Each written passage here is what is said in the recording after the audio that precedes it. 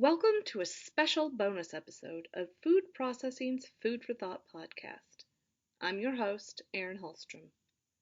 Today, I'm sitting down with Karl Seidel, Marketing Director for Cablevey Conveyors. Cablevey Conveyors is a tubular drag conveyor manufacturer that has designed, engineered, and serviced enclosed cable and disc tube conveyors for almost 50 years and in more than 65 countries. In this episode, we're talking about conveyor systems and how Cablevey Conveyors works with manufacturers to ensure materials are moved from point A to point B in a safe, efficient, and clean way. Listen as we discuss the types of materials Cablevey Conveyors can handle, how the company helps manufacturers move materials in a clean and sanitized way, as well as how they work with processors to make sure everything will fit within the building envelope. Enjoy the episode.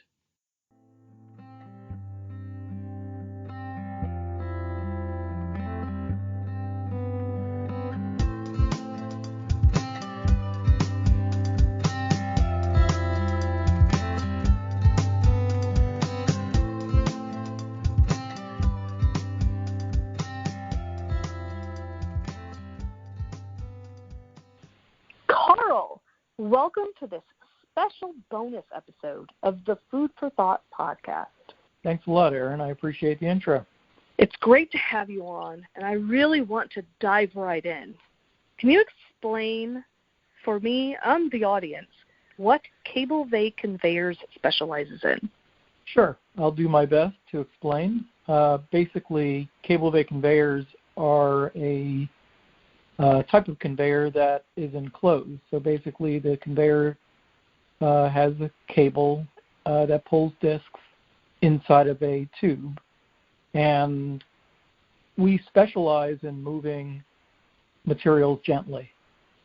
So basically, if you think of cashews or pecans or whole bean coffee at Trader Joe's as an example, and you go to grab a package of cashews or pecans, you'll see that the ones that are whole are probably cost twice as much as the ones that are broken. And that's kind of an important distinction. And what makes Cablevey stand out is that our conveyors are designed to move materials gently and avoid breakage. I can see from my research that the conveyor systems are ideal for delicate and fragile bulk materials. You kind of just mentioned that as well. Can you elaborate a little more? What kind of materials do these systems typically handle? Well, it's a good question, and it's an interesting one in that we're not, even though we're listed in the category of bulk conveyors, bulk conveyors don't really define why Cablevey stands out and why we're kind of a niche conveyor manufacturer within a niche. So we compete against a variety of different conveyors in our category, ranging anywhere from augers to pneumatics to aeromechanical conveyors. And the reason that we stand out is because we specialize in moving materials that have greater value than what they originally started out at. So basically, if you have a hard coffee bean, a green bean as an example, and that green bean is difficult to break, well, soon you add value to it by roasting it. And once you roast it, it expands and it becomes fragile. So when you're moving it from, basically your roaster to a degasser or from a degasser to a packaging line, if it's being broken, it is less valuable to the end consumer. So the same can be applied to a variety of things like roasted coffee, nuts, snack foods, crackers, potato chips, popcorn, pet food, etc. In other words, additional value has been put into these materials which often defines the difference between something that's started out as a raw material but is now a specialty product because more value has been added to it because of the processes it's recently gone through. Roasting, baking, combining, blending, etc. For this next question, it's kind of a long one, and it's a two-parter. Say I was a food processor with a very fragile material I needed to move from point A to point B, and I had a building footprint I couldn't really adjust to bring in a new system. Seems like I would need a conveyor system that could move around the equipment that I already have. First part is that something Cablevey Conveyors can help with? And also, can you explain how you work with processors to fit their conveying needs? I think that's a good set of questions, actually. So is that something Cablevey can help with? The best way that I can answer that is by saying that, we have this tube, actually when we talk about our conveyors, we talk about the tube diameter. And the tube diameter, to some degree, brings us to what actual cubic weight can be conveyed inside of that diameter tube, that particular diameter tube. So let's say, for instance, we have a 2-inch diameter tube, and that can move maybe just over 500 pounds of materials per hour, depending on the cubic weight of the material itself. Whereas we also have an 8-inch version of that. So if you need to move 80,000 pounds per hour, you choose an 8-inch conveyor. The point being that these are tubes that you can kind of snake along inside of your facility. You can be almost right up to the ceiling with them because there's nothing above that would conflict except for a hanger. In other words, you're going to hang the conveyor, the 2-inch tube or the 8-inch tube right underneath your roof. So, if that needed to be done and it needed to be snaked through a variety of lines or above or below or in between, that can be done and is often done because our systems operate on multiple planes. And because they operate on multiple planes, if we need to elevate a tube at a certain angle or we need to go around an obstruction, another machine, maybe another processing line, we can do that with relative ease.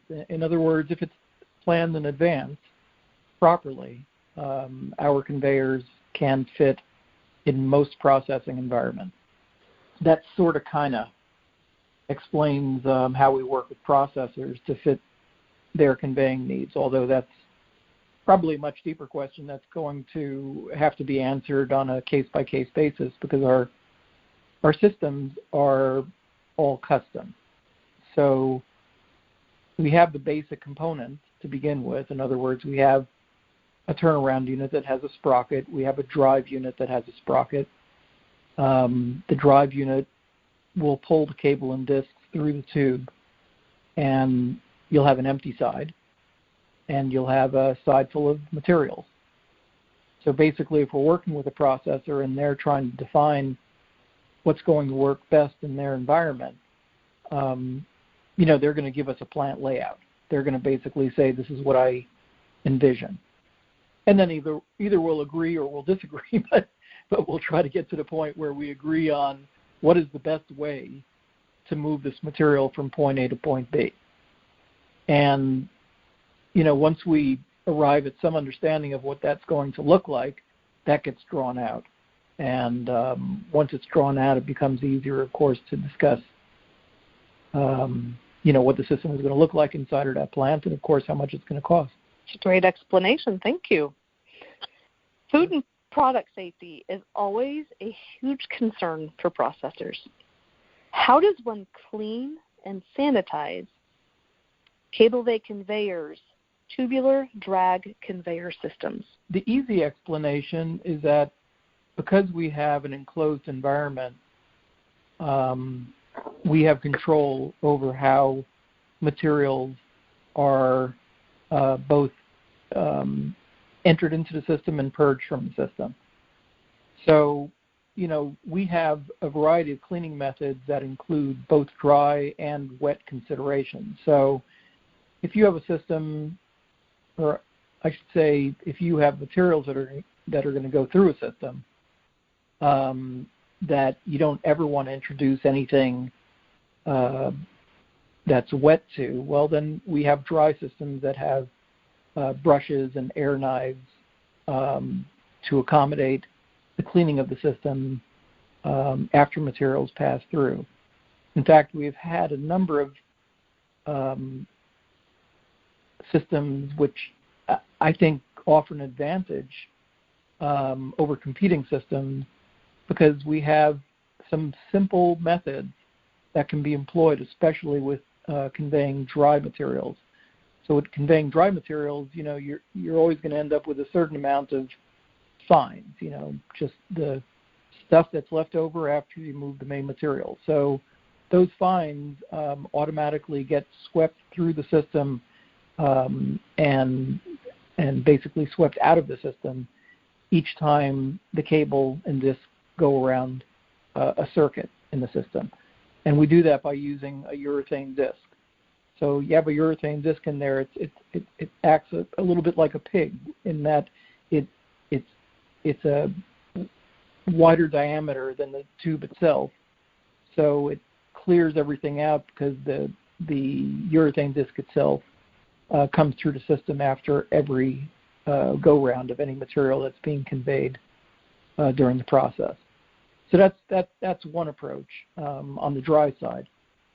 We also have systems that, and everybody has their own sanitary level or level of sanitary or cleanliness that they might point to in their own system.